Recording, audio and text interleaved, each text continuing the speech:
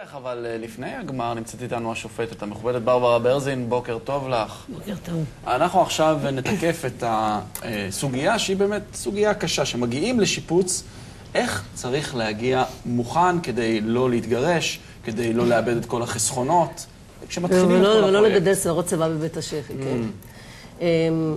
יש לי נטיית לב לישראלים, עכשיו אני עוסקת בהכלה, והכלה היא תמיד גסה. נטיית לב לישראלים לשמוע עצות של מומחים, מה שנקרא עצס גיברס.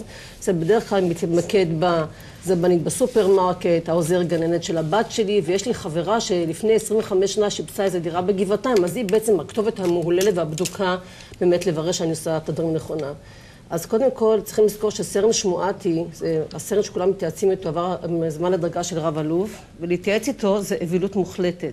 צריכים לזכור ששיפוץ שעושים בית ושיפוץ בבית, יש הרבה מאוד דברים שאת לא רואה את זה במיידי. יש אחד דברים שנורא מטרידים אותי, למשל, הזוג הישראלי ממוצע הולך לקנות וידאו, DVD. כולו 150,000 שקל, עושה מחקר מדהים, נוסע למטולה, לעפולה, בודק באינטרנט, מחפש DVD, מחפש DVD שגם מוריד את הזבל, גם עושה קפה, גם עושה מסאז' שמנים מטרם, וכולו DVD. אבל כשעוסקים בבית, ראש קטן, יהיה בסדר. למה הוצאות כספיות מטורפות? אלוהים אדירים, למה אנשים לא עושים שיעורי בית? ממש מפתיע אותי, בין מפתיע למדהים, נראה לי גם קצת טיפשי כל הדבר הזה. לא, אבל ברברה, יש הרבה אנשים שלפני שיפוץ הם כן עושים עבודה יסודית והם בודקים. כמובן, וזה אנשים שתענוג לעבוד איתם. תענוג לעבוד איתם. למשל, אני פוגשת הרבה בלקוחות, למשל, אנשים בסביבות ה-40 שלהם, 40 פלוס, שכבר רווחנו מבחינה כלכלית, הם יודעים מה שהם רוצים פחות או יותר.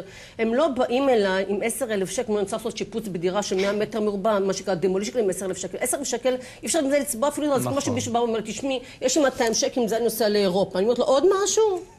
כאילו, סליחה, יש גבול, אבל שמעתי ואמרו לי, שמעת ואמרו לך. אז אנחנו מדברים על קורס, חוץ מזה יש עוד איזה הוצאות אופרטיביות שאפשר לתת ככה בזמן המוגבל שלנו? הייתי מציעה שמי שהולך לשיפוץ, לא משנה אם הוא גדול או קטן, כי בשביל כל אחד, אפילו השיפוץ הקטן שלו הוא שיפוץ גדול, כל אחד זה, לעשות שיחה עם איש מקצוע. השיחה לא תמיד עולה כסף, אם זה עולה כסף, זה עולה שעת ייעוץ, בדיוק מה עושים, איך עושים, זה מצמצם את הכאב, מצמצם את הנזקים. עוד דבר, לעשות שיפוץ בית או לבנות בית חדש, זה זכות מאוד גדולה. זה הנאה, זה הנאה צרופה. זאת אומרת, ליהנות מזה, לבדוק שלא יעבדו עליכם, זה תהליך מדהים, מרתק, מרגש, מעצים, אם עושים אותו כמו כל דבר בצורה נכונה. ברברה, תודה רבה.